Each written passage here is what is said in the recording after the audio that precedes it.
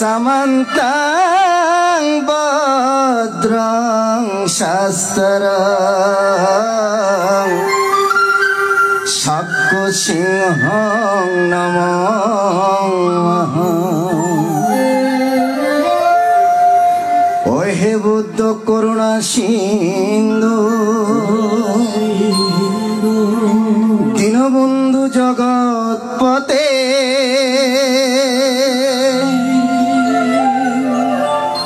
শত শত প্রণাম জানাই তোমার শ্রী চরণে পঠমং বুদ্ধি পালঙ্কা দুধিয়াং অনিমিষাং পাচি তৃতীয়াং চক্রমণাং ষষ্ঠং চতুর্থং রত্নগরং পঞ্চমং অজপালং চ মুছিলেন চট্টমা সত্যমাং রাজায়তন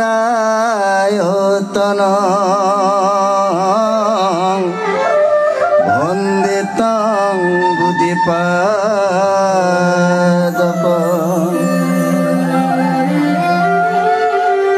এবারে নম নম নম গোথমে নম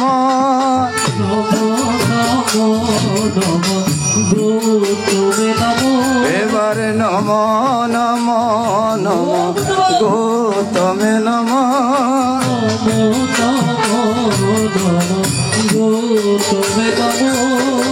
গুরু যে আমার করুণার সিন্ধু নম নম নম গোথমে নম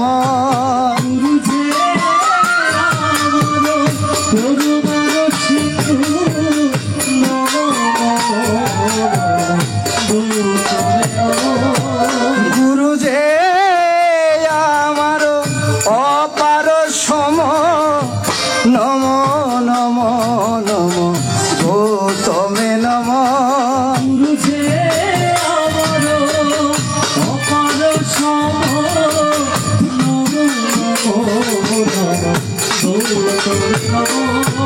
গুরু যে আমার পরম ব্রহ্ম নম নম নম গোথমে নম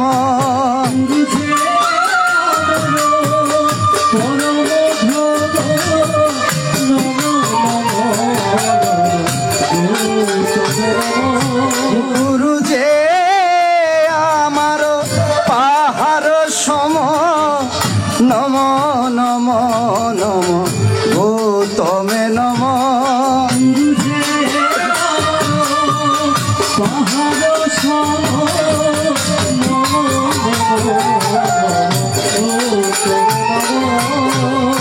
একেবারে গুরু যারে কৃপা করে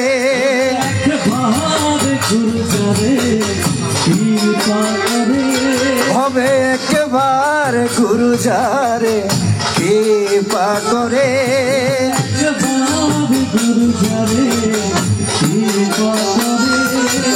অন্ধ জনার নয়ন মেলে একেবারে গুরু যারে কৃপা করে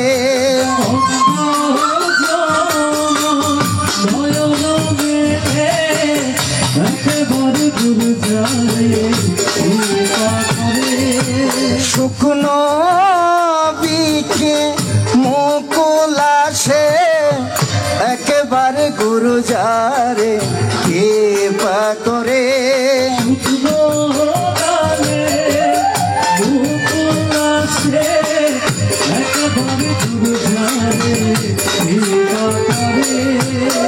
আন্ধার ঘরে বাতি জ্বলে একেবারে গুরু যারে কে পা করে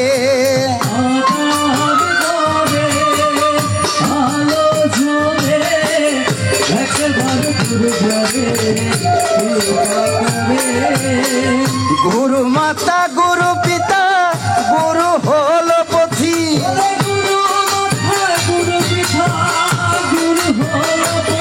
দেখো গুরুর মাঝে লুকিয়ে আছে জগতের স্বামী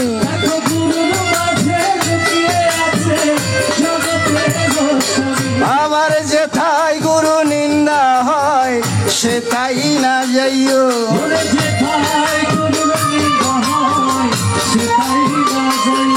আবার যেথায় গুরু নিন্দা হয় সেটাই না যাইও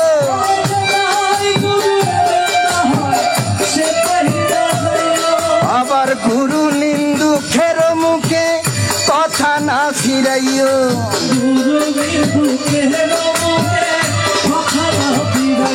পাষাণ মনরে গুরু তো সামান্য কেহ নয়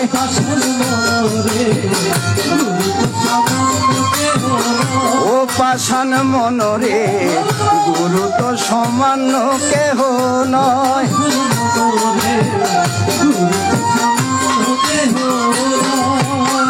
গুরু রূপে দয়াল বুদ্ধ একেবারে ভেবে দেখো না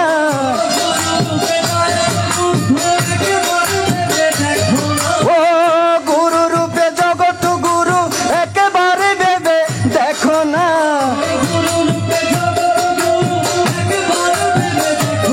পাষাণ মনরে গুরু তো সামান্য কেহ নয় ও পাষাণ মনরে গুরু তো সামান্য কেহ আরে গুরু দেখা যায় নারীর জীবনে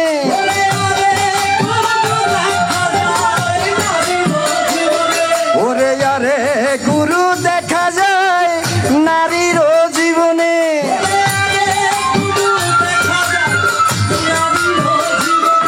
আবার বতী নারীর সতী যারা স্বামীর পূজন করে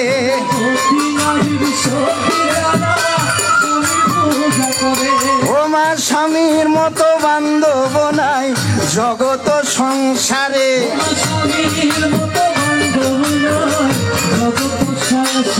মারে স্বামীর মতো বান্ধব নাই জগত সংসারে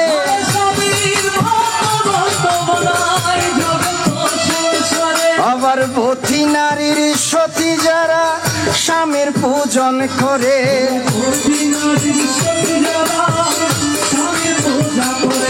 এবার কোথায় আছো বুদ্ধ ধন দমে দমে রাখিব নিদান কালে করোনা করোনা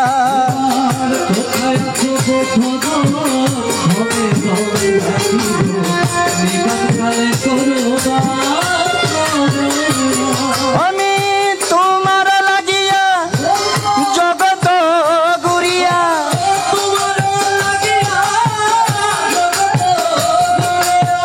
তোমার লাগিয়া জগত গুরিয়া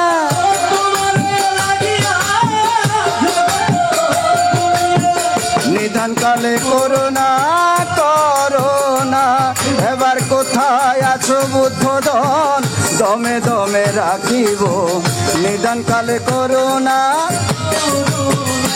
আমি তোমার লাগিয়া জগত গুরিয়া তোমার লাগিয়া জগত গুরিয়া নিদান কালে করোনা করোনা এবার কোথায় আছো বুদ্ধ দনে দমে দমে রাখিব নিদান কালে করোনা করোনা এবার কোথায় আছো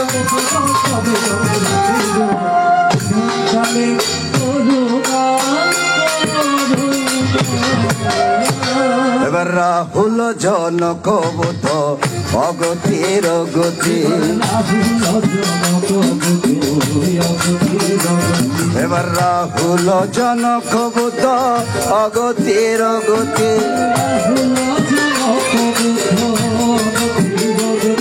ও সঙ্গে প্রণতি মম লুটায়া প্রণতি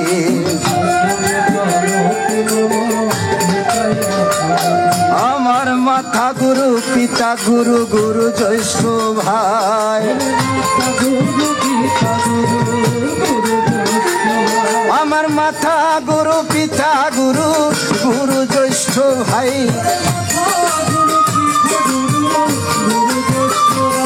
ও তাদের চেয়ে বড় গুরু ত্রিভুবনে নাই ওই অধম বালক বলে কি পানা করিলে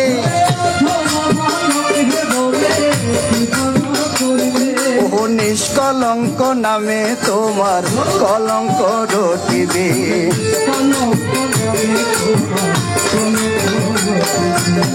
মৃদঙ্গ মন্দিরার ধ্বনি যত বাজনা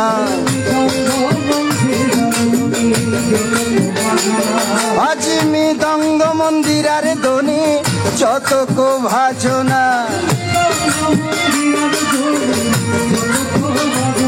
আমার দয়াল বুদ্ধ নাই আসিলে বাজে না বাজে না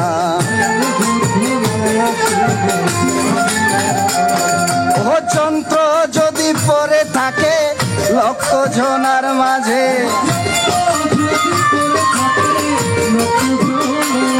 আবার যান্ত্রিক বিহনে যন্ত্র কি প্রকারে বাজে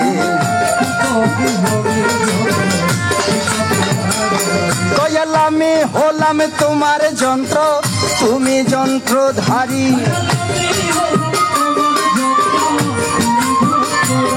আমার হৃদ মন্দিরে উদয় হলো চেতবন বিহারী দয়াল আকাশের তারা সুন্দর আরো সুন্দর তুমি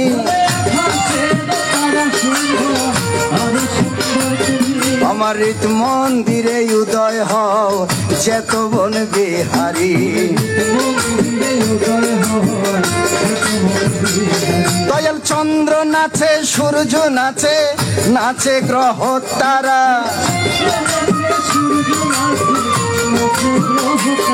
আবার পাতালের বাসুকি নাচে তোমার প্রেমে সারা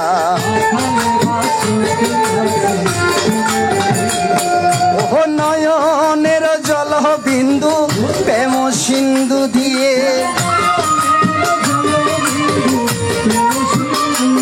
দয়াল মালা গেতেছি আমি পূজারও লাগিয়ে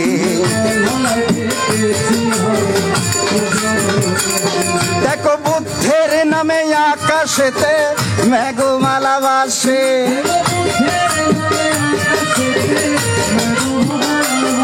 ও বুদ্ধের নামে আকাশেতে চন্দ্র সূর্য উঠে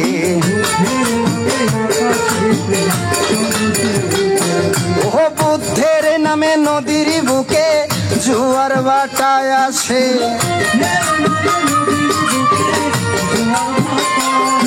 ও বুদ্ধের নামে বাগানেতে পুষ্প ফুল ফুটে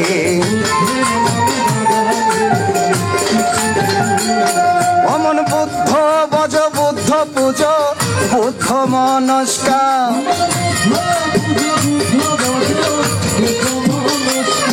ও বুদ্ধ এখানে করাইবে পবন দে পার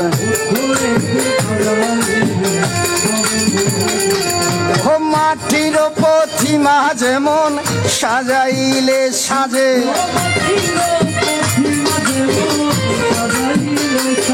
দয়াল মাটির প্রতিমা যেমন সাজাইলে সাজে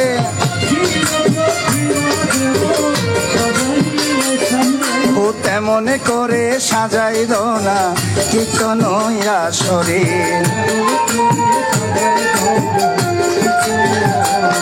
দয়াল এই না দেহের বাঙারে বিনা আরো চিরা থার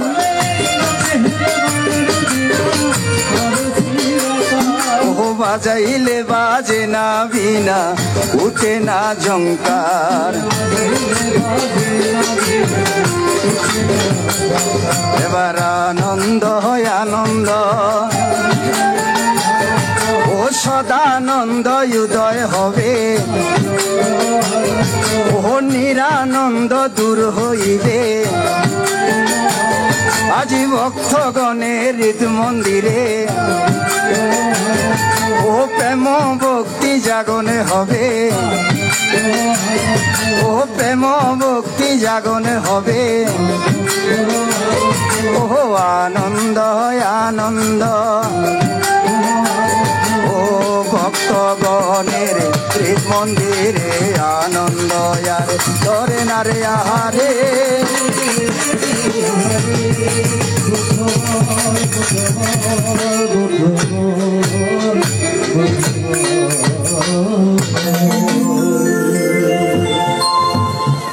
প্রথমে তথাগত সম্মুখ সম্মুখের আতুলে রাঙা চরণ পায়ে শত সহস্র বন্দনা নিবেদন করিলাম। সে মহাকারণিক সম্মুখ সম্মুখের সৎ ধর্মকে নত শিরে বন্দনা জানাই। সেই তথাগত সম্মুখ সম্মুখের সুপ্রতিষ্ঠিত পূজনীয় ভিক্ষু সঙ্গীদের চরণেতে বন্দনা জানাই। উপস্থিত মাতৃমণ্ডলী পিতৃমণ্ডলী সবাইকে শুভরাত্রি শুভ নমস্কার। সমাবয়সী যারা রয়েছেন আমাদের অন্তরের অন্তঃস্থল থেকে প্রীতি ভালোবাসা দিলাম রে জানাই। মনিটর নয়েজ করতেছে। আগামী দিনের শিশু যারা উজ্জ্বল ভবিষ্যৎ তারা একদিন রবি কিরণ সূর্যের মতো ইউটিউবে জ্বলিয়া তাদেরই আলোরি পরশে একদিন এই জগৎ সংসার থেকে সকল অকুশল কর্ম যাবে রে গুছিয়া।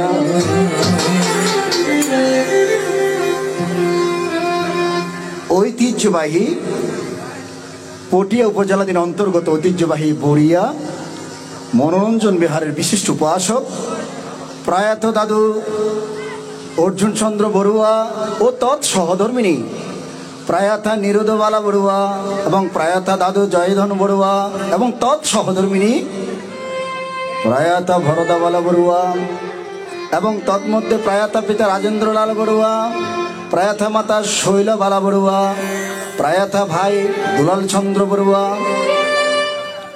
আরো তৎ প্রয়াত ভাই সুলাল বড়ুয়া, ছোট ভাই প্রয়াত হৃদয়লাল বড়ুয়া এবং প্রয়াত স্নেহের নান্দি অঙ্কিতা বড়ুয়া লক্ষ্মী সহ অপর অপর সকল জ্ঞাতিগণের উদ্দেশ্যে সত্যতি কামনার তোরে এত সুন্দর মহতি সঙ্গদানের আয়োজন করিল। এই সঙ্গদানের বিশেষত্ব মুহূর্তে আজ 5 জন প্রব্রজ ধর্ম গ্রহণ করিল এবং তৎস্নেহের নাতনি অয়ন্তিকা বড়ুয়ার কর্ণচ্ছেদনের আগামী দুপুর বেলায় আয়োজন করিল। সে আয়োজনকে প্রয়োজন মনে করিয়া আজ পূর্বরাত্রি এক বুদ্ধের গুণসংকীর্তনের আয়োজন করিল। আয়োজনের নিমন্ত্রণ পাইয়া আমরা নবজাগরণ বৌদ্ধ কীর্তনিয়া সংঘের সকল সদস্য সকলে ধীরে ধীরে আসিলাম তাই আপনাদের সহযোগিতায় আজ আপনারা যতক্ষণ আছেন এই আসর মাজারে বুদ্ধের গুণ সংকীর্তন করিব আনন্দে মাতিয়া। জয়ত বুদ্ধ শাসন, জয়ত বুদ্ধ শাসন,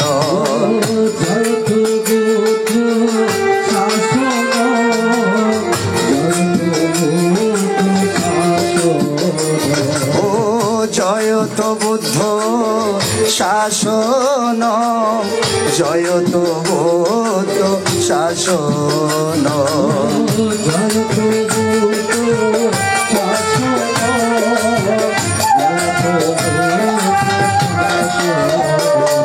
ও পাপি তাপি উদ্ধারিতে দহরা দামে ওঠে আগমন।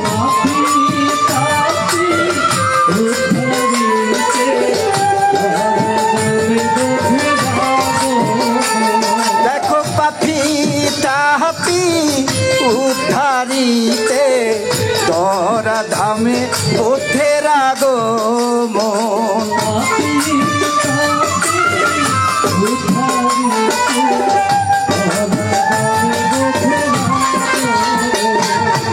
চরা ব্যাধি গোছাইতে দরা দামে ওঠে আগমন।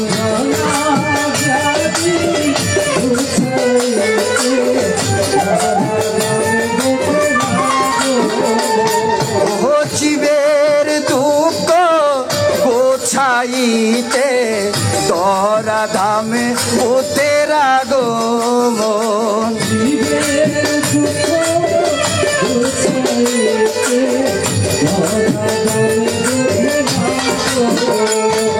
ও নির্বাণ সুদা বিলাইতে দরা দামে ওঠে আগমন।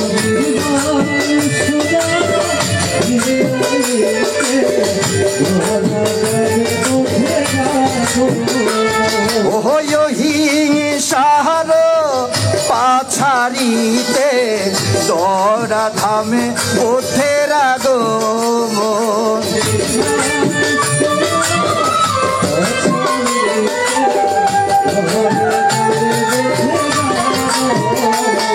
আবার নর হতে নর শেষ দরা দামে ওঠে আগমন।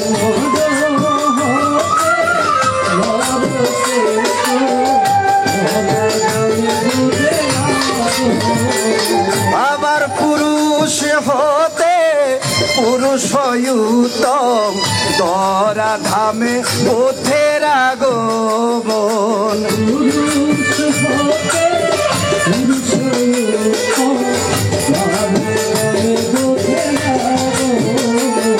ও জগৎ গুরু দয়াল বুদ্ধ ববেতে হলো আগমন।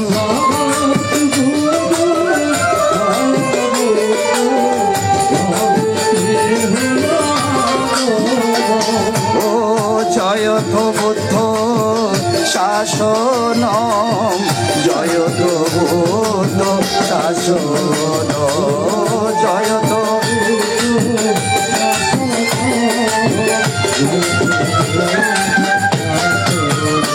ও জীবের দুঃখ পৌঁছাইতে দরা দামে বুদ্ধের আগমন।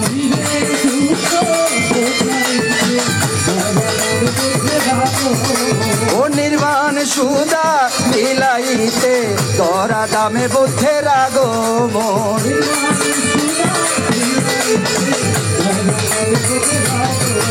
ও জয়ত বুদ্ধ শাসন, জয়ত বুদ্ধ শাসন।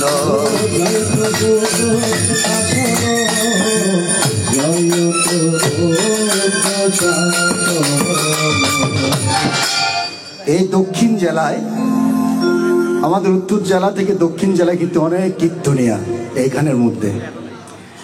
এখানে যখন আমরা পাইরুল হয়ে আসি, নাইখান গ্রাম বলেন, করল গ্রাম বলেন, এখানে অনেক কীর্তনিয়ারা রয়েছেন। উত্তর জেলা থেকে এদিকে কীর্তনের আবির্ভাব এবং কীর্তনের গুণ সংকীর্তন করার লোক বেশি। বিশেষ করে এখনো পর্যন্ত প্রবীণ কীর্তনিয়া আমার পূজনীয় মামা সাক্ষ্যপদ বড়ুয়া।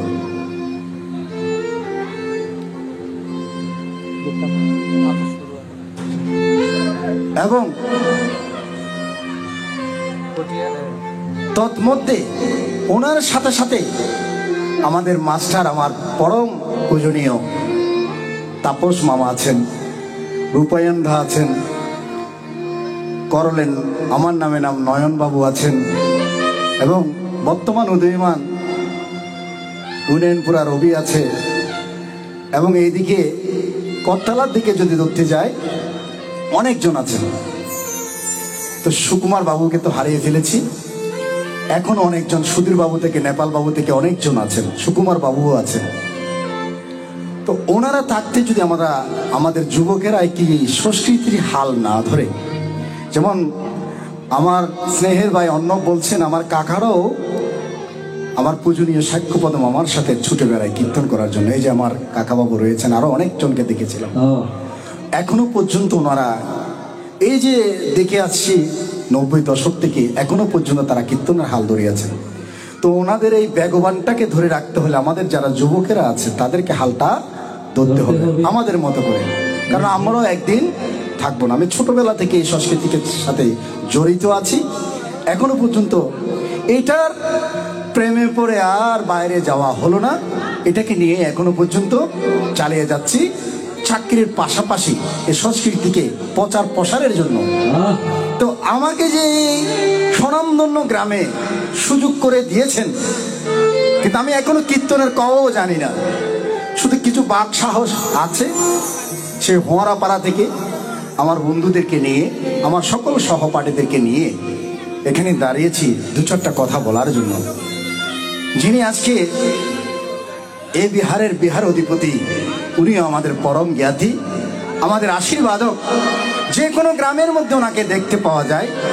অতীব ছোট ভাইয়ের সহিত আমাদেরকে আদেশ উপদেশ ভালোবাসা দিয়ে আমাদেরকে উৎসাহিত করে যান এই কীর্তনের জন্য, যে তোমরা আছো বিলয় এখনো পালা সংকীর্তন বলো, বৌদ্ধ কীর্তন বলো, এখনো পর্যন্ত আমরা শুনতে পাচ্ছি। সেখানেই আমাদের স্বার্থ কথা। তাহলে দেখুন, কাল গত রাত্রি করেছিলেন হাটাজারি রুদ্রপুর, আবার সকালে অফিসে গেলাম, সেখান থেকে আবার সরাসরি এখানে চলে আসছি। শরীরের কতটুকু ক্ষতি হচ্ছে এটার আপনারাই বুঝবেন, কারণ আমিও সংসারের বন্ধনে আবদ্ধ হয়ে গিয়েছি। কারণ যদি শরীরের কথা চিন্তা করতে যাই, অনেকে বলবো কালকে রাত জেগেছো, আজকে রাত জাগাটা মনে হয় ভালো হবে না। কিন্তু ওই যে বুদ্ধের প্রতি প্রেম, ধর্মের প্রতি যে প্রেম, সঙ্গের প্রতি যে শ্রদ্ধা ভালোবাসা আছে, উপাসক উপাসিকাদের ভালোবাসা আছে, সেটাকে বুকে সাহস রেখে রাতের পথ রাত জেগে, এমনও হয়েছে কন্টিনিউ 7 দিন 10 দিন এরকম চলেছিল। কীর্তন পাগল প্রেমী মানুষ যারা আছে, তারা কীর্তন শুনলে আর বসে থাকতে পারে না। লজ্জায় যদি আসরে আসতে না পারে, রাত জেগে জেগে ঘরের মধ্যে রাত জেগে জেগে শুনে এই কীর্তনের গুণগান। সকল কীর্তনীয়াদেরকে আমার যথাযোগ্য নমস্কার সম্মান জানাচ্ছি। ওনারা যাতে এইভাবে, আপনারাও যাতে এই কীর্তনকে বেগবান করে এবং যুবক ভাইদেরকে উৎসাহিত করে আমাদের এই সংস্কৃতিটাকে ধরে রাখতে হবে। আর যারা এখানে এই যে 5 জন প্রব্রাজ্য ধর্মে দীক্ষিত হয়েছেন, অর্থাৎ প্রব্রাজ্য ধর্ম কিরকম, প্রকৃষ্টভাবে পাপকে বর্জন করেছে আজকে থেকে এই 5 জন। তাহলে যেই সঙ্গ মনীষী ওনাদেরকে প্রব্রাজ্য ধর্মে দীক্ষিত করেছেন, উনি হচ্ছেন তাদের গুরু। গুরু হচ্ছে কি, ঘুতে অন্ধকার রুতে আলো। যিনি অন্ধকার জীবনে আলোর প্রদাপন করায়, আলোর পথ দেখায়, তাকেই গুরু বলে। আজকে থেকে 7 দিন 9 দিন যতদিন থাকেন, ওনার সাথে সাথে আমার পূজনীয় ভিক্ষু সংঘ যারা আছেন, ওনাদেরকে দিক নির্দেশনা দেবে। সকালবেলা, দুপুরবেলা, সন্ধ্যাবেলা কিভাবে প্রার্থনায় রত করতে হয়, নিজেকে রিজু করে সমস্ত সবকিছুকে ভুলে গিয়ে পঞ্চস্কন্ধকে একসাথে রেখে শ্রদ্ধা ভক্তি না থাকলে বুদ্ধের প্রার্থনা করা কখনোই সম্ভব নয়। আপনার যা সম্পত্তি আছে, অডেল আছে, ব্যবসা বাণিজ্য, সবকিছু ফেলে দিতে হবে। যখন নিজেকে প্রার্থনায় রত করবেন, তখন সারেন্ডার করা, নিজেকে সমর্পণ করা। কার চরণে? বুদ্ধের চরণে। কার চরণে? ধর্মের চরণে। কার চরণে? সঙ্গের চরণে। সম্পূর্ণ সারেন্ডার, রিজু হওয়া। আপনার যা কিছু ছিল সব কিছু ভুলে যান, যতক্ষণ পর্যন্ত প্রার্থনায় রত থাকবেন। শ্রদ্ধা ভক্তি না থাকলে প্রার্থনা করা হবে না, এটা লোক দেখানো হবে। উঠলাম আর বসলাম। সেজন্য যতটুকু পারবেন, 5 মিনিট হোক, 3 মিনিট হোক, 10 মিনিট হোক, একটু করে হলেও স্মৃতি ভাবনা করা প্রয়োজন বলে মনে করি। কারণ ধ্যানে জ্ঞান বাড়ে, জ্ঞানে ব্রহ্মলোক পর্যন্ত পৌঁছাতে পারে।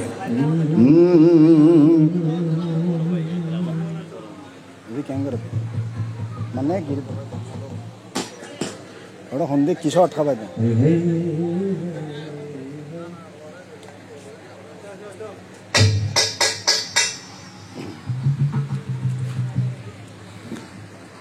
তো আজকের এই আয়োজনের জন্য আমার বন্ধুবর মুকেশ বড়ুয়া সহ এই পরিবারের সকলকে আমাদের নবজাগরণ বৌদ্ধ কীর্তনিয়া সংঘের পরিষদের পক্ষ থেকে জানাচ্ছি আন্তরিক ভালোবাসা। কারণ আমাদেরকে যে সুযোগ করে দিয়েছেন, এত জ্ঞানী গুণী কীর্তনিয়া থাকা সত্ত্বেও যে সুযোগ পেয়েছি দু চারটা কথা বলার, তার জন্য বড়ই কৃতার্থবোধ মনে করছি।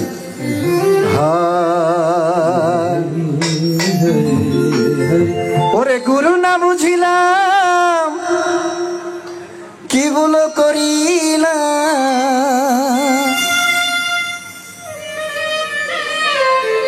ওরে ববেতে আসিলাম গুরু না বুঝিলাম না মাতা পিতা ও মোনামা সাদের মানব জনম বিতা।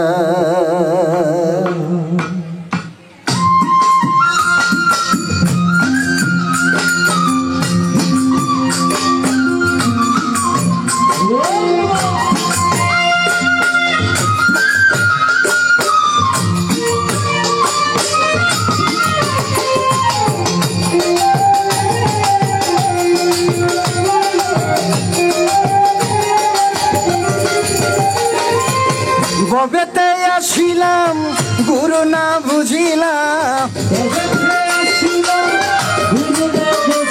ওরে ববেতে আসিলাম গুরু না বুঝিলাম,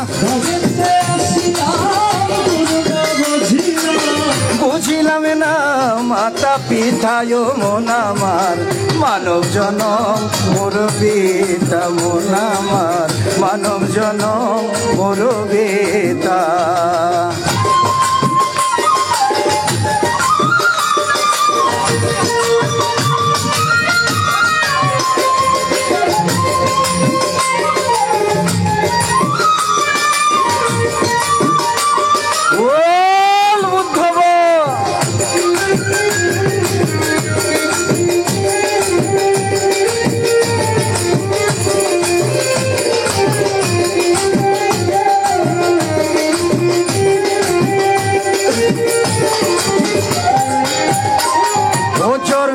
ভূমণ্ডলে মায়ার সাগরে অগাধ জলে ভেসে যায়,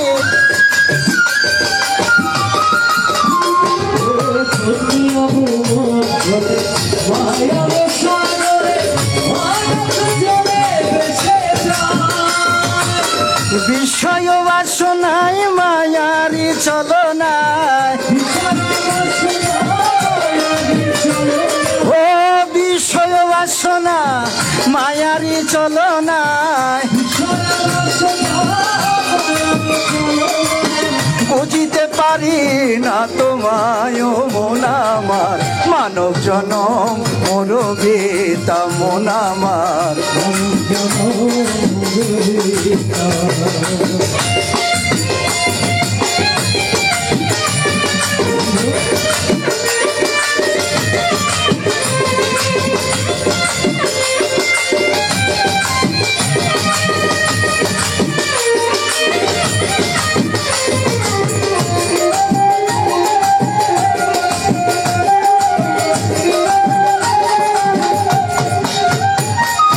জন্মিলে মরিতে হবে অমরকে খনাই কেউ পাবে ভেবে দেখো দুনিয়ায়,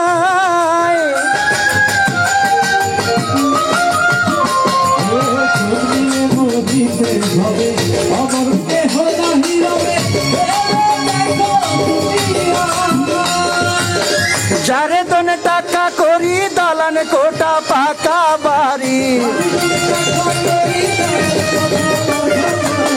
যারে দনে টাকা করি দালান কোটা পাকা বাড়ি, বুঝিতে পারি পারি না তোমায় মন আমার, মানব জনম মোর বেতা মন আমার, মানব জনম ববেতে আসিলাম গুরু না বুঝিলাম, বুঝিলাম না মাতা পিতায় মন আমার, মানব জনম মোর বেতা মন আমার, মানব জনম মোর বেতা মন আমার, মানব জনম।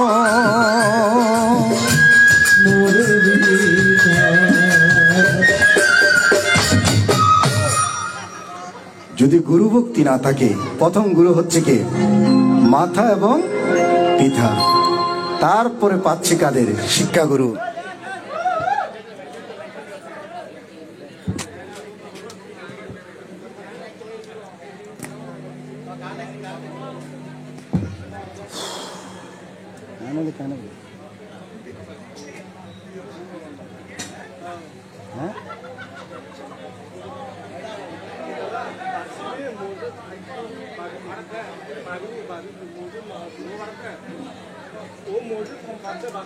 হ্যালো সাসায়া,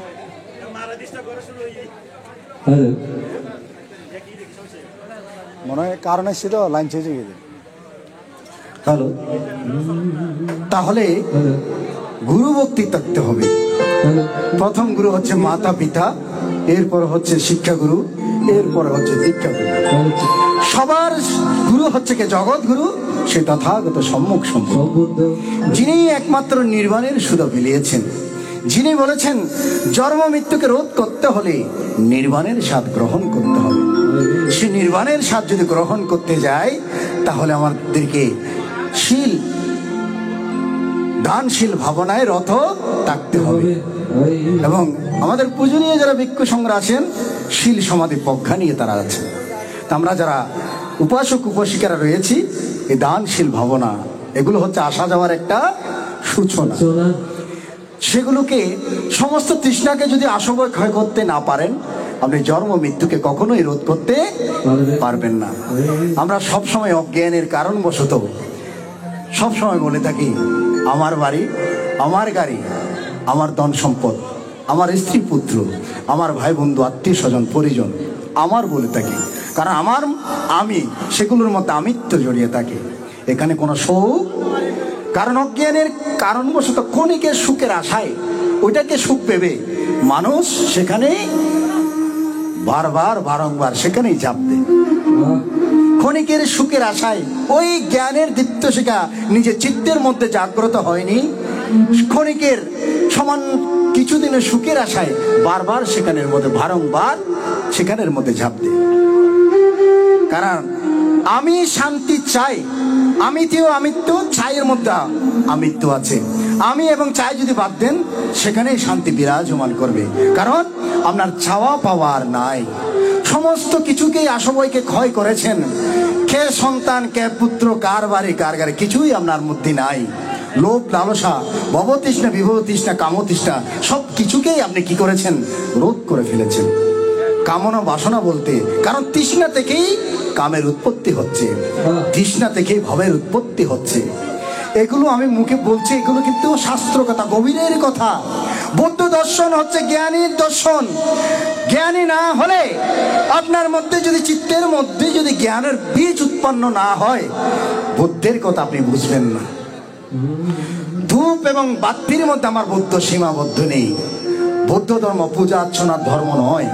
বৌদ্ধ ধর্ম হচ্ছে দর্শনের ধর্ম। বৌদ্ধ ধর্মই হচ্ছে অনুশীলনের ধর্ম, অনুধাবনের ধর্ম। আপনি সূত্র পড়ে, সেগুলো তো হচ্ছে উপদেশ। সেগুলো পালি, কয়জনে পালি ভাষা বুঝে এখানে? বৌদ্ধ সময়কালেতে মাগধীয় ভাষা বলতেন বৌদ্ধ। তো সেগুলোকে যদি ভালোভাবে উপলব্ধি করতে না পারেন, ধারণ করতে না পারেন, আপনি কর্মের মধ্যে দিয়ে এগুলো আচরণ এবং অনুশীলন করবেন কিভাবে বলুন তো?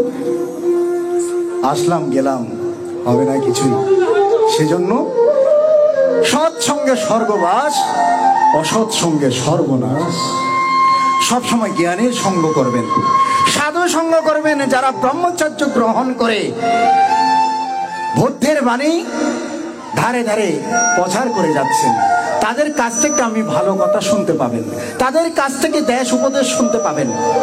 আপনার অসৎ সঙ্গের সাথে যদি মিশেন, সে তো ভালো কিছুই জানে না, আপনাকেও সেই দিকে দাবিত করবেন। সেজন্য মায়াময় মায়ার সংসার, এটা হচ্ছে মায়া নদী। সংসার জীবন চক্রটা হচ্ছে একটা মায়া নদী। এই মায়া নদী থেকে সংসার ধর্মের পাশাপাশি নিজের জন্য কিছু করে যেতে হবে।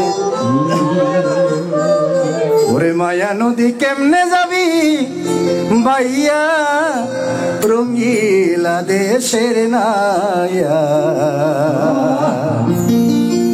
এ মায়া নদী কেমনে যাবি ভাইয়া।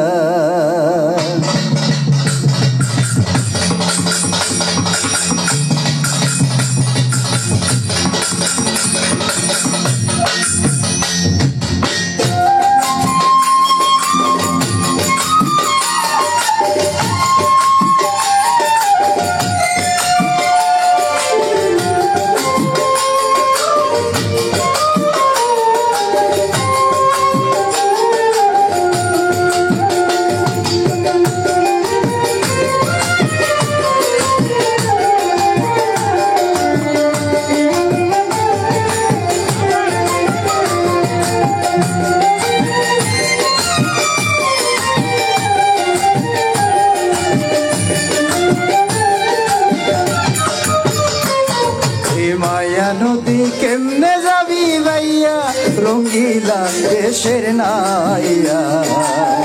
মায়া নদী কেমনে যাবি ভাইয়া, মায়া নদী কেমনে যাবি ভাইয়া, রঙ্গিলা দেশের নাইয়া। মায়া নদী কেমনে যাবি ভাইয়া।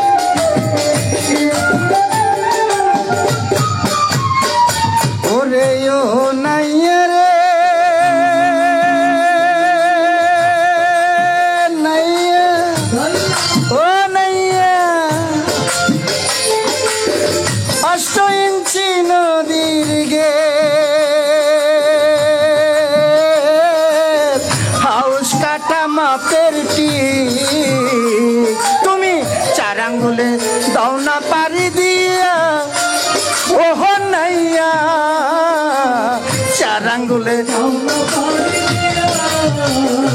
ওরে বেহুসারে পার হইলে রে নাইয়া। বেহুসারে পার হইলে, বেহুসারে পার হইলে রে নাইয়া। মালা মাল সবে যাবে ডুবিয়া, রঙ্গিলা মায়া নদী কেমনে যাবি ভাইয়া। ওরে মায়া নদী কেমনে যাবি ভাইয়া, রঙ্গিলা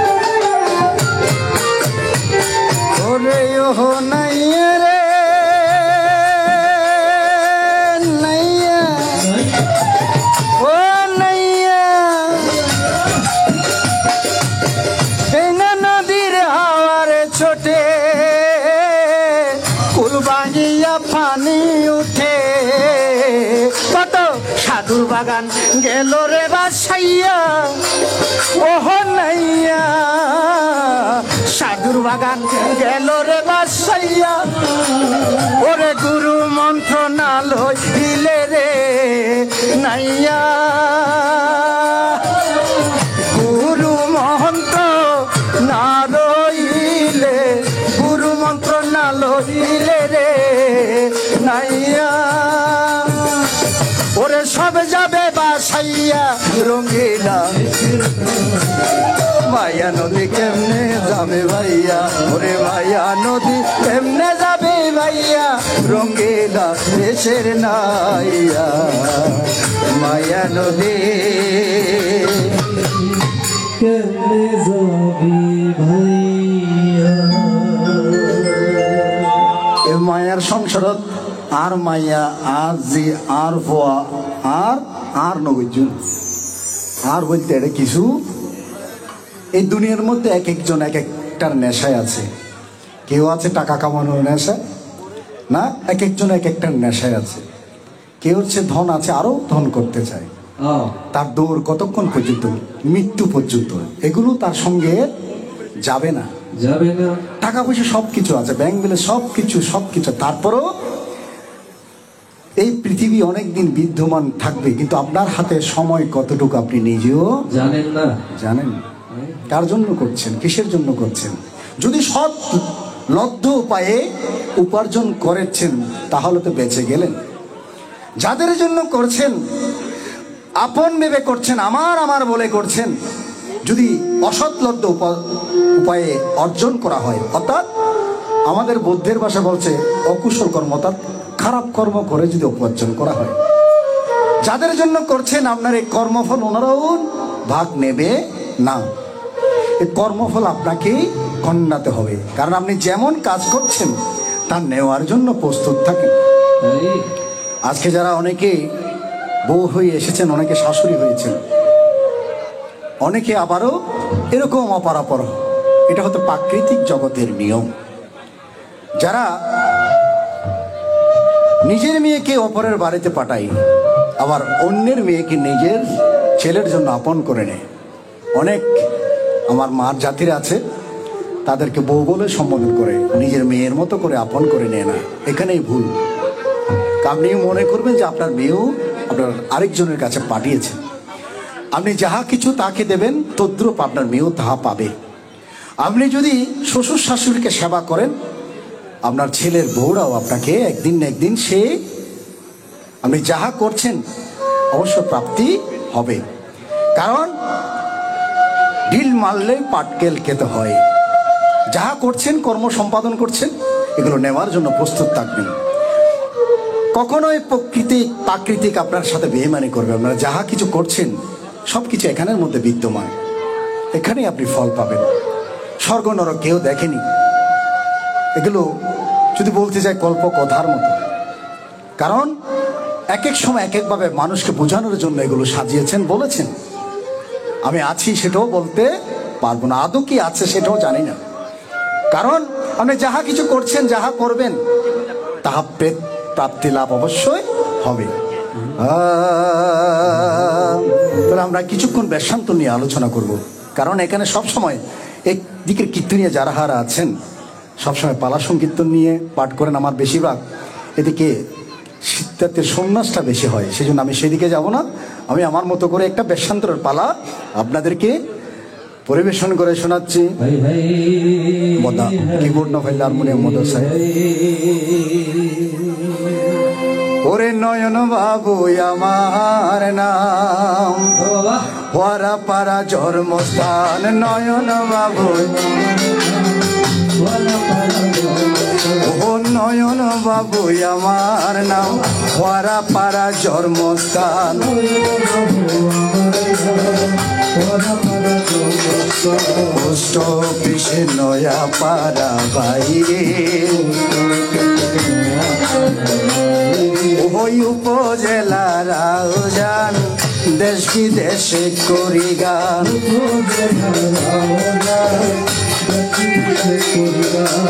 এই ঠিকানা দিয়ে গেলাম বাহিরে,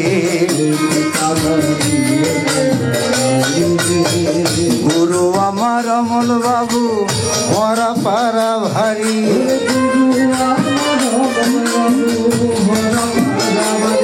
ওহো দেশ বিদেশে ঘুরে নিতিন বুদ্ধ কীর্তন করি।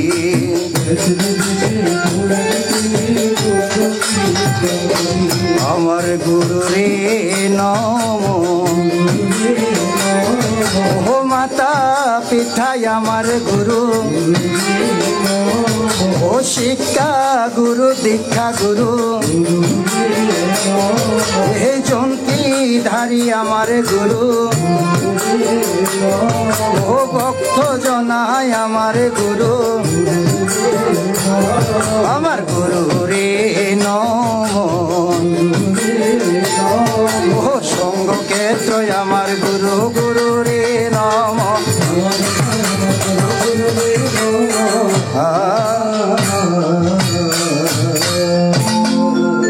অতীব প্রাচীন কালের কথা ভারতবর্ষের ইতিহাস আলোচনা করে আমরা জানতে পারলাম ভারতবর্ষের পাদদেশে শিবি রাজ্যের অন্তর্গত হচ্ছে যেতুত্তর নগর।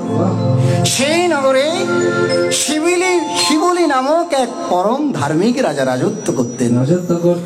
সেই শিবুলি নামক রাজার এক সুযোগ্য পুত্র ছিল, তার নাম ছিল কুমার সঞ্জয়। কুমার সঞ্জয় ছোটবেলা থেকে ধর্মকর্মে ধান দীক্ষায় খুবই উত্তম জ্ঞানী ছিল।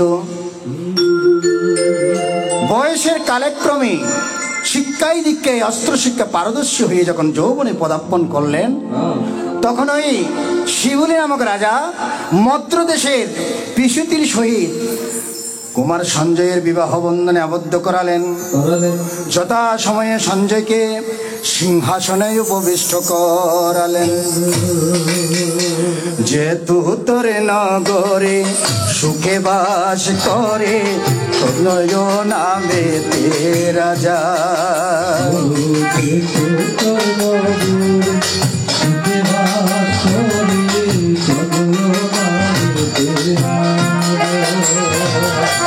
চিরদুঃখী জনে অতীব যতনে রক্ষা করেন তিনি প্রজা।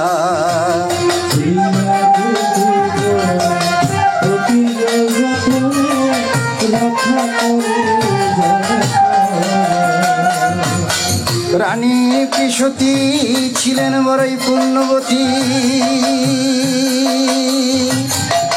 রানী পিসতী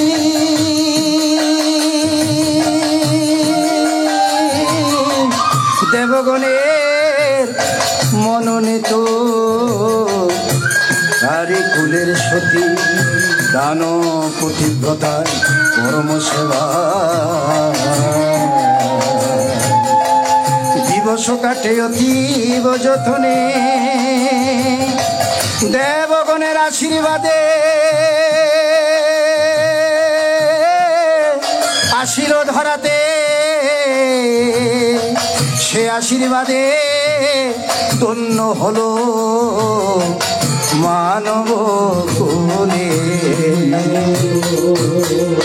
এইভাবে রাজা সঞ্জয় আর রানী পিসতী সংসারের বন্ধনে আবদ্ধ হয়ে এইভাবে বেশ কিছুদিন যখন অন্তর্গত হলো, একদিন রাজা সঞ্জয় মনে মনে চিন্তা করতে লাগলেন, বলতে লাগলেন আমাকে সর্বধনে ধনী করে কিন্তু পুত্র ধন হতে বঞ্চিত করাতে আমার সমস্ত ধন যেন বিফলে গেল। আমাকে সমস্ত ধন থেকে বঞ্চিত করে পুত্র ধনে ধনী করলে আমার এই মানব জীবনটা ধন্য এবং সার্থক হতো। নয়নে জলে রাজা সঞ্জয়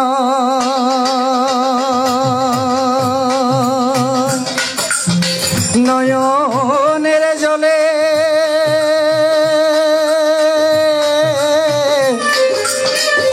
রাজা সঞ্জয় নয়নে জলে ক্রন্দন করিতে লাগিল। নয়ন জলে ক্রন্দন করিতে লাগিল। ওহ ভিক্ষু যেমন হয় শূন্য না থাকিলে ফল,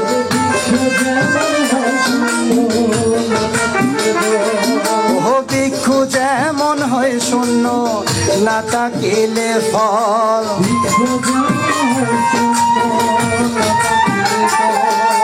সেও মধ্যই আমার মানব জীবন।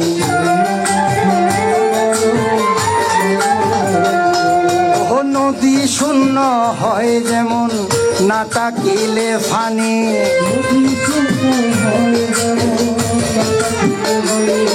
ও সেও মধ্যই আমার মানব জনম কানি।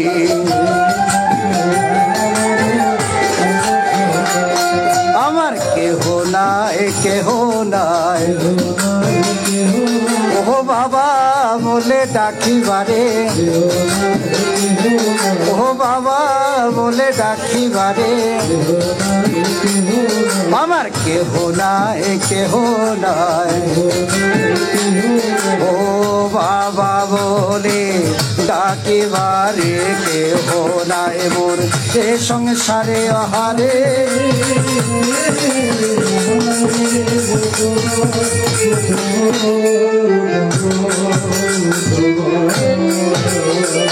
এইদিকে রাজা সঞ্জয়ের চাইতে রানী পিশুতির মনে আরো দ্বিগুণ অনল জ্বলছে। তিনি সর্বদাই মনে মনে চিন্তা করতে লাগলেন, হয়তো আমার মতো হতভাগিনী নারীকে ওই সুবিজ্ঞ রাজা শ্রী চরণে স্থান দিয়েছে বিদায় আজ তিনি পুত্র ধনে ধনী হতে পারেনি। আমার জায়গায় যদি অন্য কোনো সৌভাগ্যবতী রমণীকে ওই রাজার শ্রী চরণে স্থান দিত তাহলে আজ এই প্রসাদখানা আনন্দে মুখরিত হতো। তখন মনের দুঃখে সংবেদন করতে না পেরে রানী পিশুতি ক্রন্দন করিতে লাগিলেন। রানীকে সান্ত্বনা দেওয়ার জন্য সখীগণ ধীরে ধীরে বলিতে ওরে চিরদিন চিরদিন কাহার সমান নাহি যায়, চিরদিন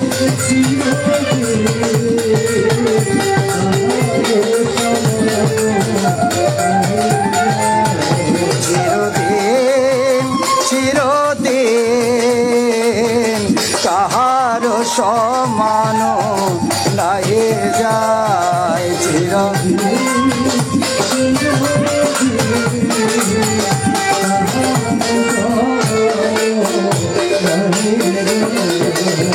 ওরে কর্ম ফলে বুকে জীবে একবার আসে মানব একবার যায়,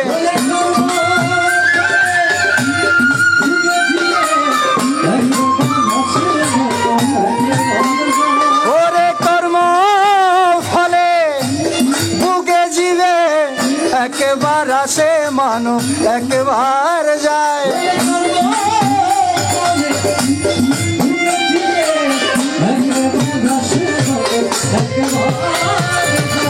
কাহার সমান নাহি যায়, চিরদিন চিরদিন কাহার সমান নাহি যায়, ওরে কর্ম ফলে বুকে জীবে একবার আসে মানব একবারে যায়,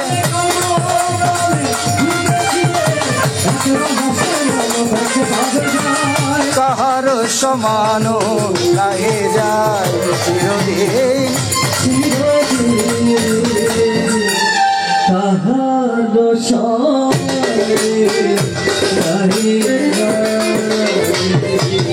ওরে সুখের লাগিয়া এ প্রসাদ গড়িয়া অনলে পুরিয়া গেলা,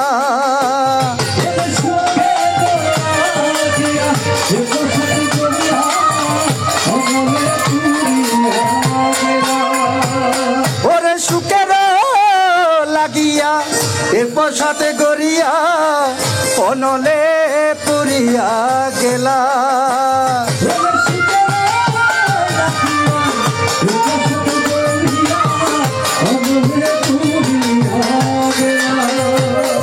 ওবে আমার আমার বল কারে কেহ নয়ে সংসারে।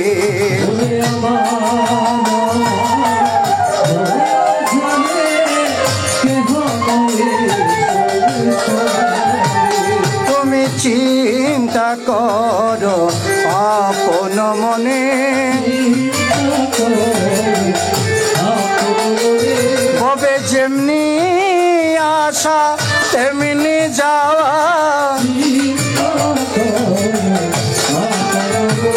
তুমি আমার বলো আমার বলো আমার কেহ নাই।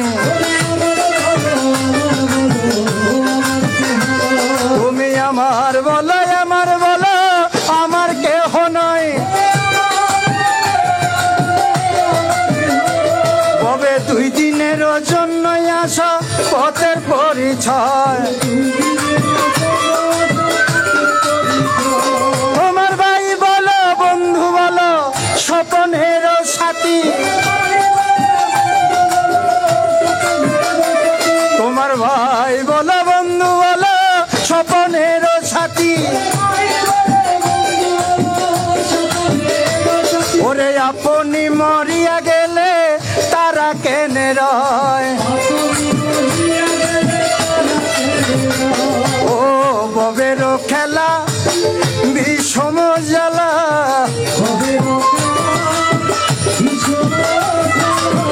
ববের খেলা ববে বিষম জ্বালা।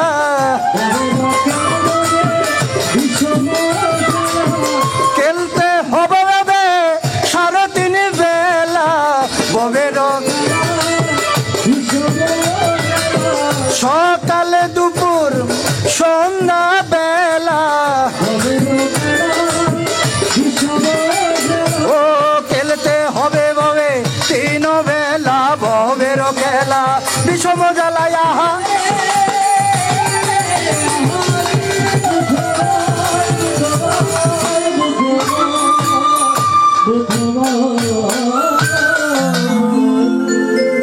ববের খেলা বিষম জ্বালা। ববে যেমনি আসা তেমনি যাওয়া। আসার সময় যেরকম কালে হাতে এসেছেন তদ্রূপ যাবার বেলায় কালে হাতে যেতে হবে। আপনার যাহা কিছু অর্জন অট্টালিকা প্রসাদ এগুলো অন্যরা খাবে যে আপনি ভোগ করতে। আপনার আগের প্রজন্মের যারা এসেছে তারাও তো জায়গায় থাকতে পারেনি। কারণ ওরে ফরের জায়গা ফরের জমি করবা না আমি রই, আমি তো সে ঘরের মালিক নই। ওরে ফরের জায়গা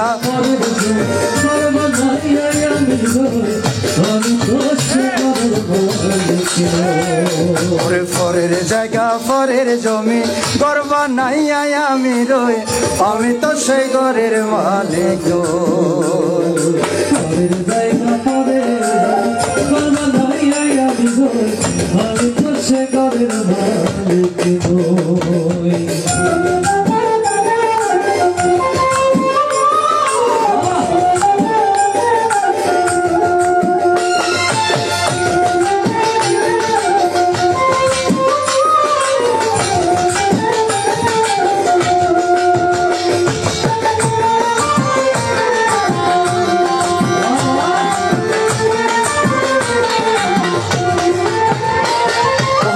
কানা তার জমিদারি, আমি পাই না তাহার হুকুম জারি।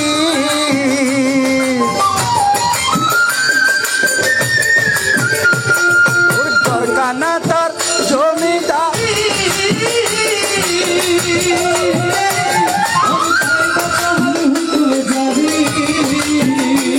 আমি পাই না জমিদারের দেখা, আমি পাই না জমিদারের দেখা। মনের দুঃখ কারে কই, আমি তো সেই ঘরের মালিক। পরের জায়গা পরের জমি ঘর বানাই আমি রই, আমি তো সে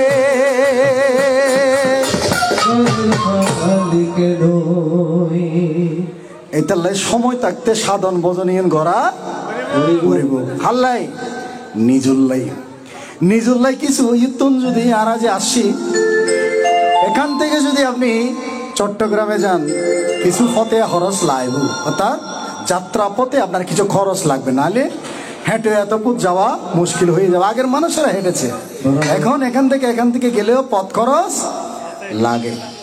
তা আপনি এখান থেকে এই ভব সংসার থেকে যদি ওপারে পারে দিতে চান, আপনার নিজের জন্য কিছু কি লাগবে? সয় সম্বল লাগবে। কি জিনিস? ইনলদে দানশীল ভাবনা। এই দানশীল ভাবনা ইন যদি এত ইনকাম করে লই যান নহরণ এটা যাই না, কি করিবেন? কি যাবেন গই মনের সদ্গতি কি হবে? বাধা প্রাপ্ত হবে। শিল হচ্ছে কি? স্বর্গের শিল। ধাপে ধাপে যেগুলোকে আপনি একটার পর একটা অর্জন করতে হয়, সেজন্য নিজের জন্য কিছু করে যান। এই যে হচ্ছে মনোরঞ্জন বিহারের মধ্যে এডারের উপাসক উপাসিকালে মিলি আর পূজনীয় বান্তেশ প্রিয়পাল বান্তে সহ মিলিয়া একজন সুদেশক ধর্ম দেশনা করার জন্য আয়োজন করেছে। ধর্ম দান্নান আয়োজন করেছে কিনলে গ্রামবাসীর মঙ্গল লাই, অর্থাৎ ব্যাগুনে যাতে ধর্ম দান্নান শুনিয়ে নেয়, চিত্তের মধ্যে চিত্ত চেতনার মধ্যে ধর্ম জিনিসের কি হয় উৎপন্ন যাতে হতে পারে, আর চিত্তটা যাকে জাগ্রত হতে পারে।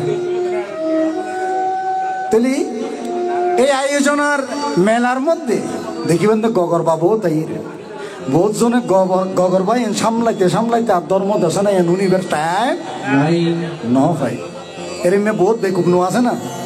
হদি ধর্ম দান্নান এত সুন্দর লাগে, হদায় হামও করছে হানুন নি, কিন্তু ধর্মের কারণে উনি জায়গায় গিয়ে ধর্ম দার্শনাটা শুনতে গগরবা অতীত আত্মীয়রা সবসময় আসা যাওয়া করবে, কিন্তু যেটা সময় চলে গেলেও ওরে সময় গেলে সাধন হবে না। সময় চলে গেলে সাধন ভোজন করা আর হলো না। আপনার যৌবন জোয়ার যদি একবার বাটা ভরে যায়, সেটা তো মার ফিরে পাবেন না। যৌবন জোয়ার থাকতে 100 বল থাকবে, ধ্যান জ্ঞান করার সেই সময় উপযুক্ত সময়। বয়সকালে ধর্মদান্নন অনুন করতেছে আর বই অনন্য বাবর মতো অনুন করে ওই কর্মফল। কারণ আপনি সময় থাকতে দাঁতের মর্যাদা দিতে জানেননি। সেজন্য আপনাদের কাছে অনুরোধ রইল, সময় থাকতে সময় সঠিকভাবে সেটাকে এই মানব দেহকে ব্যবহার করুন, না হলে একদিন পস্তাতে হবে। যাদের জন্য আমি করে মরছেন, যাওয়ার বেলায় সঙ্গের সঙ্গে কেউ আপনার সঙ্গের সঙ্গে হবে না, একাই আসছেন, একাই যেতে হবে।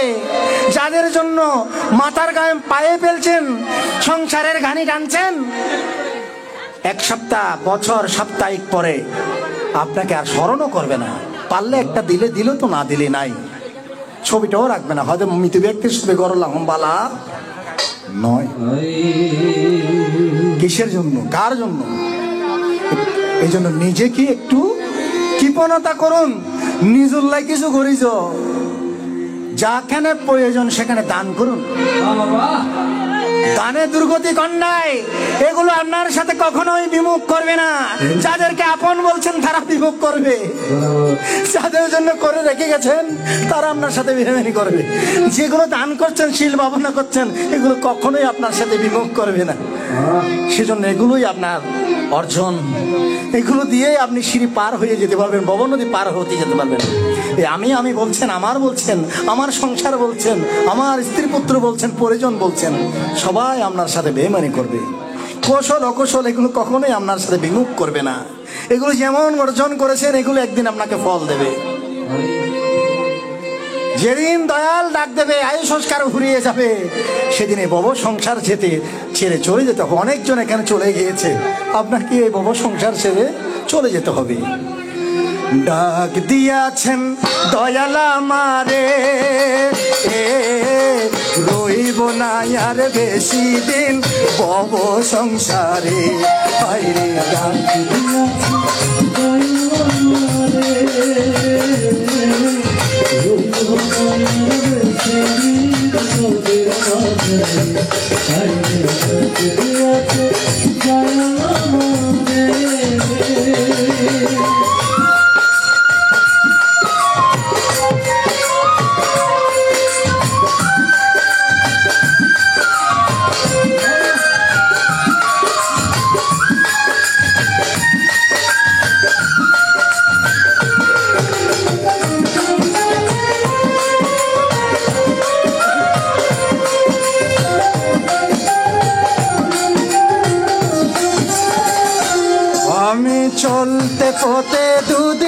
টানিলাম,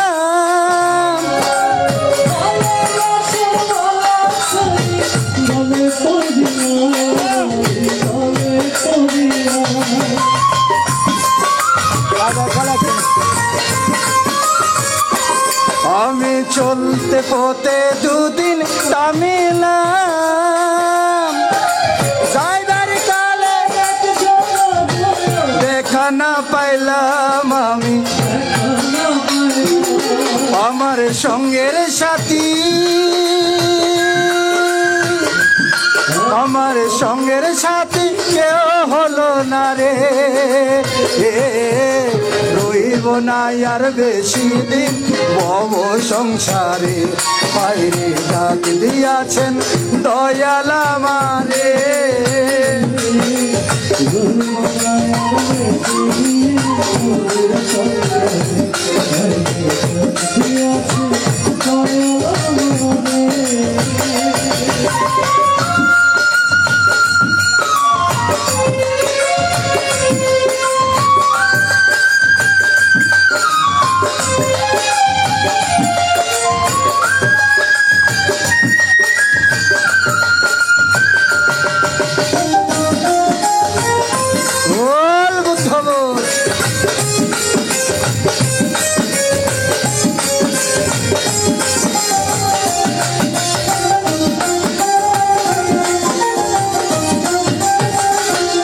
আমি কত জনাই কত কি দিলাম, ভালো গলে পড়িলাম, আমি গলে পড়িলাম,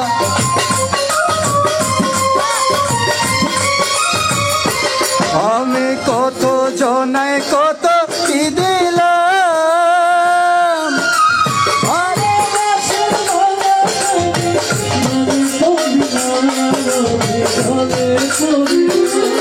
আমার সাদের মালা, আমার সাদের মালা যাই চিরে, রইব না আর বেশি দিন ভব সংসারে, পায়ে ডাক দিয়াছেন দয়াল আমারে, রইব না আর বেশি দিন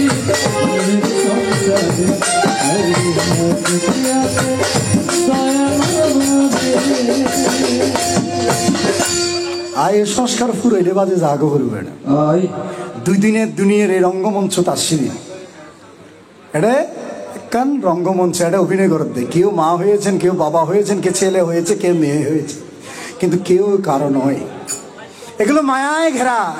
এই মায়া থেকে যতক্ষণ পর্যন্ত আপনি উদ্ধার হতে না পারবেন, মায়া উদ্ধার হতে না পারবেন, সেজন্য ধর্ম সংসার ধর্মের পাশাপাশি নিজের জন্য কিছু অর্জন করে যেতে হবে, যাতে আপনার জীবনযাত্রাটা সুন্দর হয়, কর্মগুণে যাতে গুণান্বিত হতে পারেন।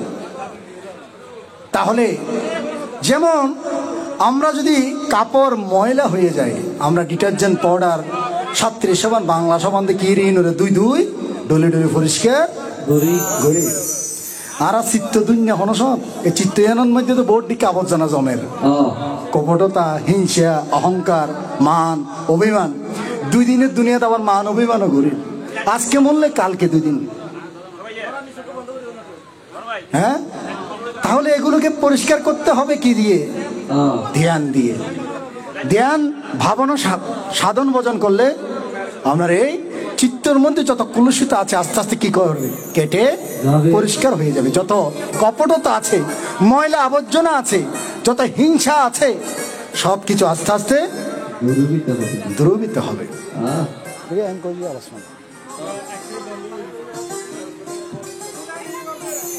সেই জন্য সব সময় নিজের জন্য কিছু করে যাওয়ার চেষ্টা করবেন। যৌবন জোয়ার থাকতে ধর্মকর্ম করে যেতে চেষ্টা করবেন। তবে আর সাত গায়ের বাসা দেখেন হতা হয়ে ওদের জোয়ানতে হালত মাঝে কি ধর্ম কর্ম বুড়ো বয়সে তিন ঘরে দেন, কিন্তু যে সময় আপনার ধর্মের দিকে মন এগোবে সে সময় আপনি চাইলেও বসতে পারবেন না। হয়তো ওটা হোঁড় একখান ধরলে বলি আর উঠিন্ন ফারে তিয়েলি আর বই না পারে, এরকম যাতে না হয় সেজন্য সময়ের কাজ সময়ে করা প্রয়োজন।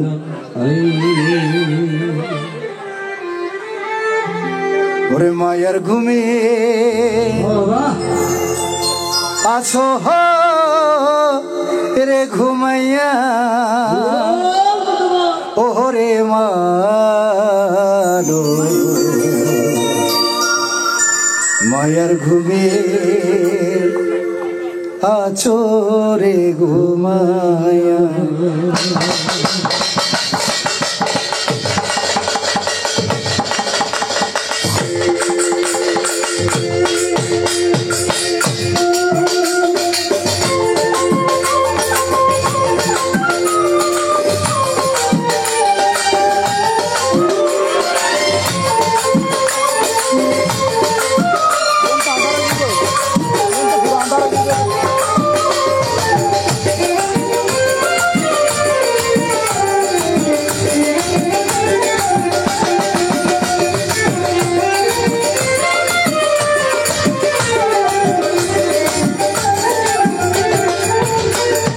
মায়ার ঘুমে আছো রে ঘুমাইয়া ওরে মানো মায়ার ঘুমে আছো রে ঘুমাইয়া।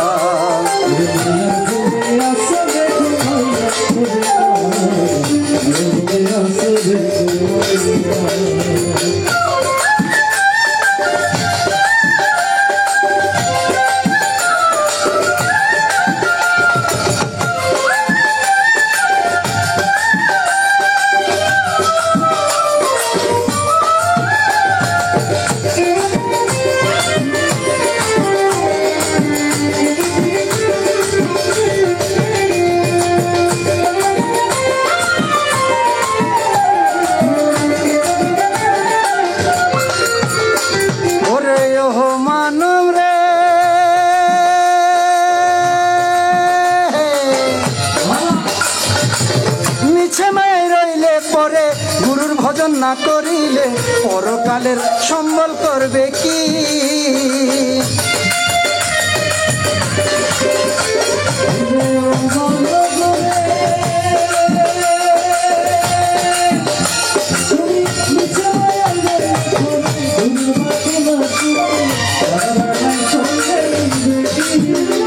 তুমি আমার আমার বলো যারে আমার কেহ নাই সংসারে।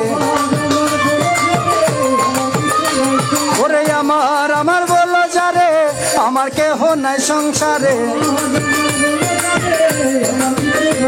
ওরে কর্ম তোমার একমাত্র সম্বল পাষাণ মনরে মায়ার ঘুমে আছো রে ঘুমাইয়া ওরে মায়ার ঘুমে আছো রে ঘুমাইয়া।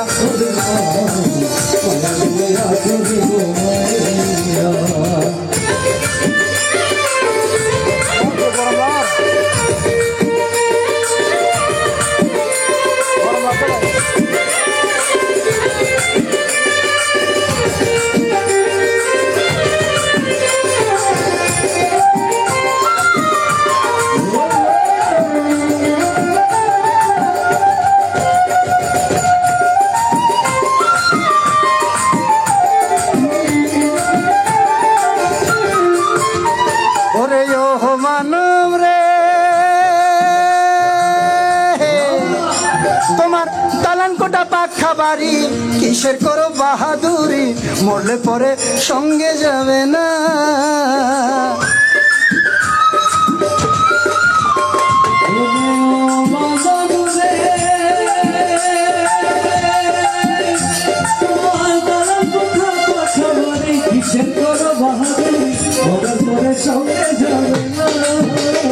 ওরে জন্মিলে মরিতে হবে অমর কেহ নাই তো ভাবে। ওরে জন্মিলে মরিতে হবে অমর কেহ নাই হবে। ওরে কর্ম তোমার একমাত্র সম্বল পাষাণ মনরে মায়ার ঘুমে আছো রে ঘুমাইয়া ওরে মায়ার ঘুমে আছো রে ঘুমাইয়া ওরে মানো মায়ার ঘুমে।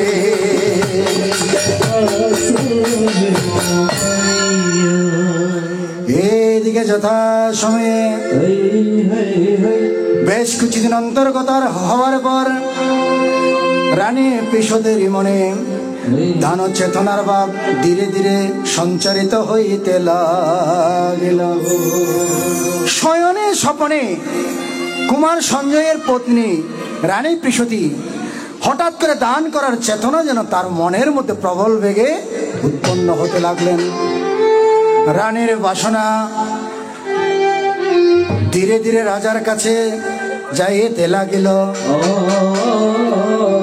রাজাকে অনুনয় বিনয় করে পৃষতী বলিতে লাগিল, প্রাণনাথ, আমার মনের মধ্যে দান করার চেতনা যেন দিন দিন বাড়তে লাগলো। আমি মুখের মধ্যে স্বাদ পাচ্ছি দেবী ভোগ, কানের মধ্যে শুনতে পাচ্ছি স্বর্গীয় সঙ্গীত। আদৌ সেটা শুভ নাকি অশুভ আমি জানি না নাথ। রানীর বাসনা পূরণ করার জন্য রাজা সঞ্জয় কি কাজ করিল, অকাতরে দান কার্য সম্পাদন করিতে লাগিল।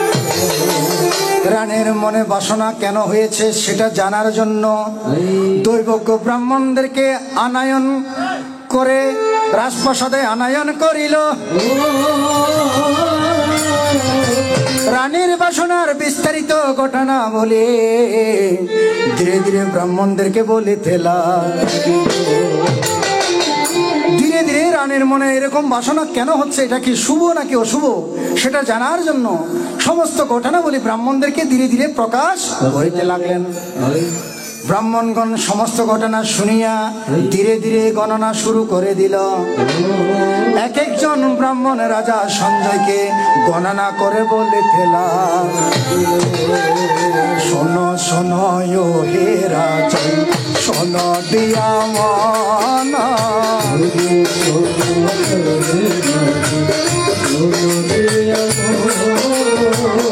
অন্তঃসত্ত্বা মহারানী দুর্গিবে নন্দন, ওরে অন্তঃসত্ত্বা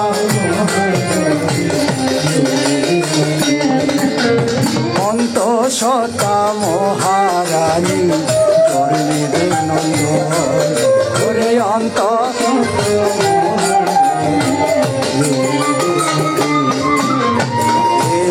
গর্বে আপনার জোর নেবে নন্দনা,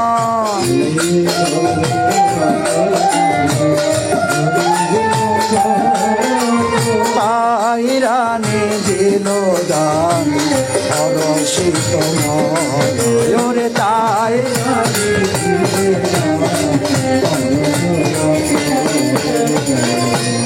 আমি বড়ই ভাগ্যবান, আপনার ঘরের মধ্যে এক মহামানবের আগমন হবে। ব্রাহ্মণদের মুখে রাজা সঞ্জয় এই কথা শুনিয়া রাজার মনে আনন্দের ধরে নারে, বৃদ্ধ রাজা মন মাজারে, শুভ সংবাদ শোনার পরে,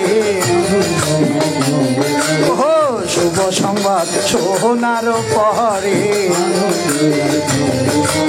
আনন্দের ধরে নারী।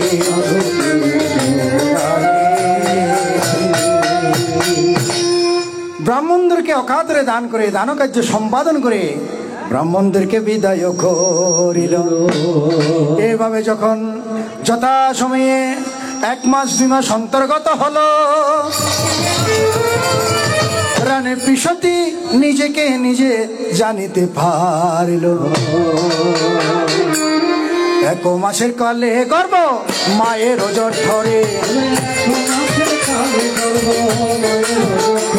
আবার 2 মাসের কালে গর্ভ মায়ের জানা হলো, 3 মাসের কালে গর্ভ রক্ত ফোটা ফোটা,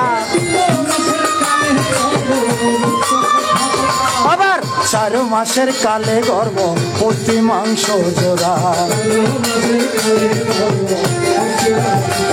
ও 5ম মাসের কালে পঞ্চফুল ফুটে, আবার 6 মাসের কালে গর্ভ উলটে পালটে। ও 7ম মাসের কালে সপ্ত আধো খাই, আবার 8ম মাসের কালে মোকামে বেড়াই। ও 9 মাসের কালে গর্ভ নবঢন্ড তিথি, আবার 10 মাসের কালে রানী পূর্ণ গর্ভবতী। ও 10 মাস পূর্ণ হলো মনেতে বা শোনা হলো।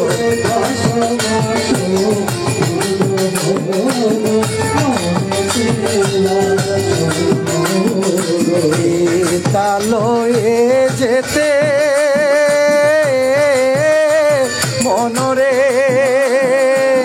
বিদ্যালয়ে যেতে রানী মনরে, বিদ্যালয়ে ওরে অনুমতে জয়বারে যায় রানী ধীরে ধীরে।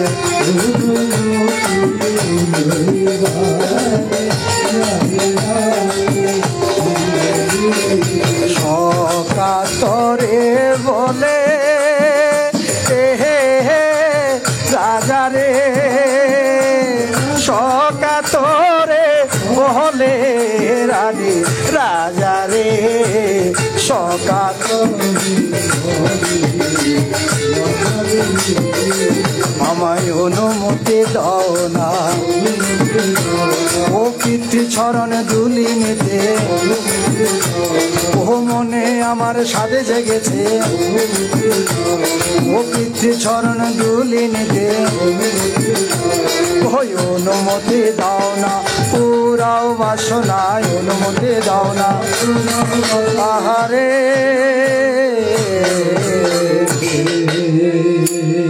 এভাবে রানীমা ধীরে ধীরে অনুমতি চাইতে লাগিল।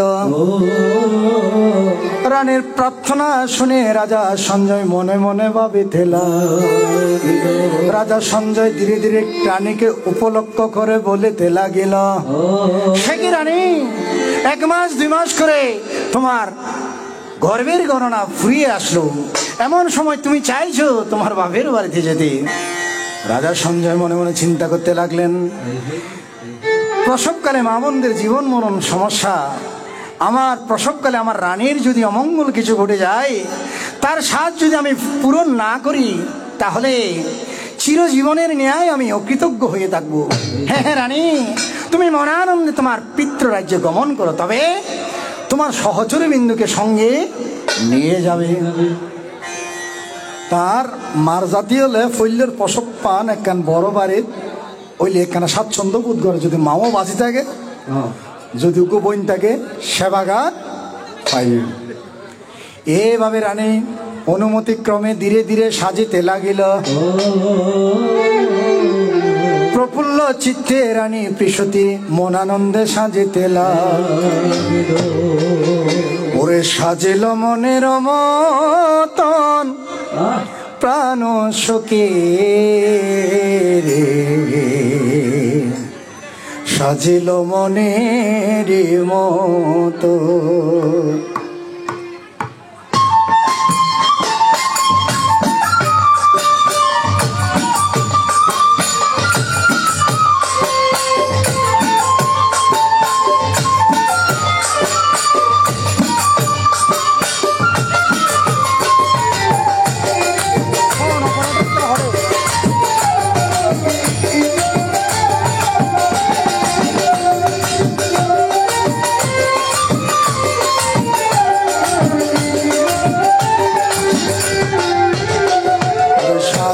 মনের মতন প্রাণ সখী রে, সাজিল মনের মতো।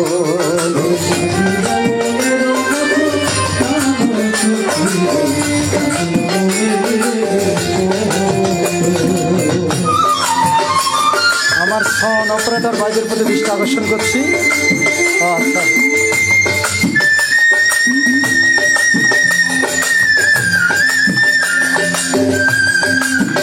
বল বল।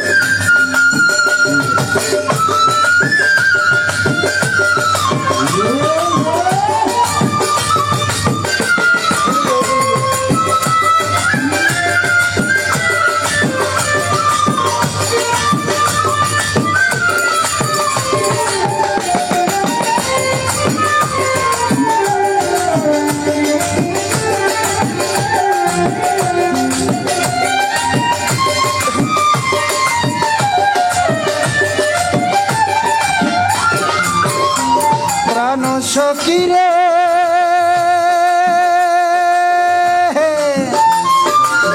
পরনে না রশি, গলায় দিল প্রেম রশি, পায়ে দিল আলে তার রং।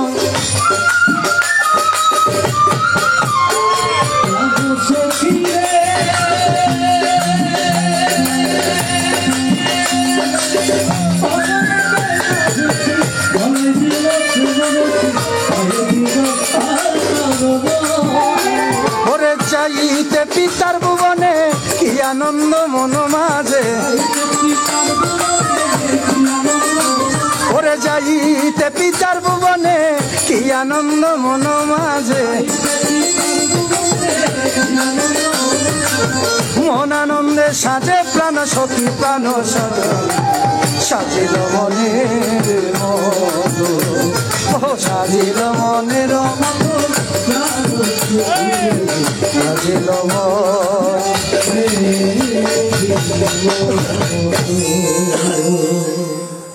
রাজার অনুমতি ক্রমে রানীমার জন্য একটা দিব্যযান সুসজ্জিত করিল। রানী প্রিয়সতী রাজার সঞ্জয়ের চরণধুলি নিয়ে ধীরে ধীরে দিব্যযানে আহরণ করিল। ওরে আর ইসু বর্ণ জানে বহু সহ চোরি সনে, ওরে আর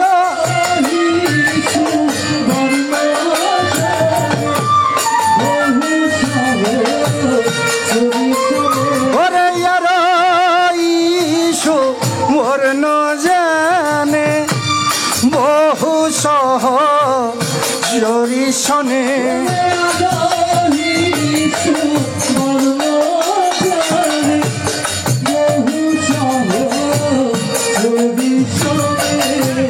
চলে রানী পিতার ভুবনে, চলে রানী পিতার ভুবনে, যাইতে যাইতে পথে উপনীত বাজারেতে,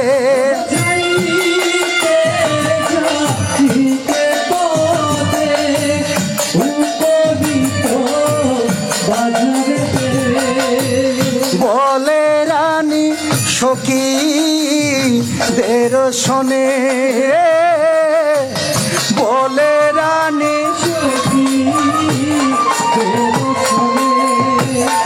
আমায় নামায়ারা কহে, শোনো শোনো প্রাণ সখী, ওরে শোনো শোনো সখী আমার, আমি সহিতে পারি না ওরে প্রসবের বেদনা, ও স্বর্গের বেদনা পাইতে পারি না।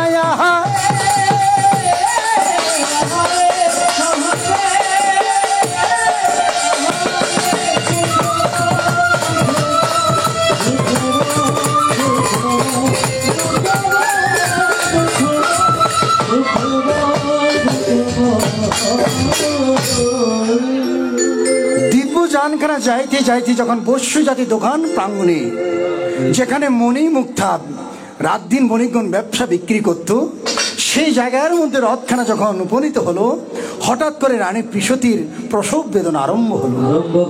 সখীগণকে বারবার বলতে লাগলেন, কোথায় গেলি প্রাণের সখী আমার, আমি যে আর সহ্য করতে পারছি না, আমার রথখানা এখানে দাঁড় করাও।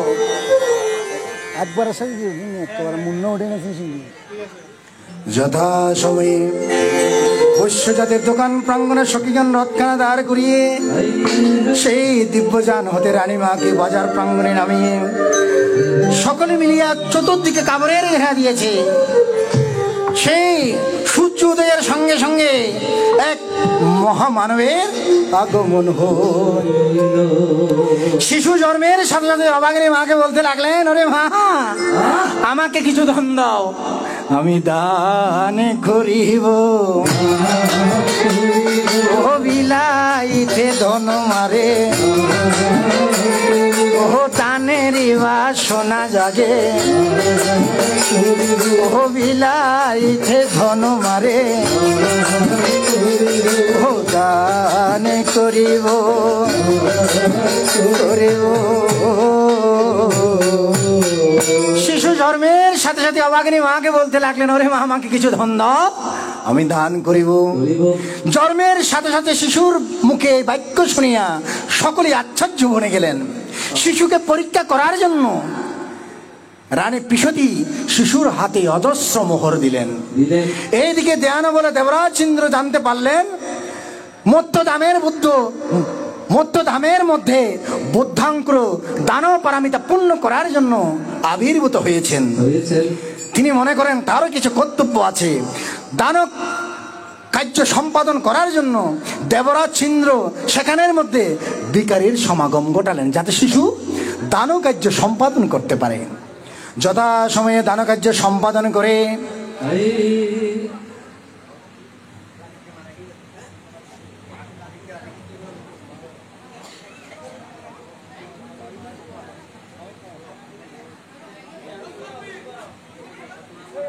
আচ্ছা, আমরা একটু বিরতি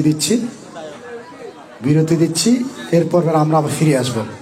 এর ফাঁকে যদি আমাদের কিছু চা পানে খাই ফেলা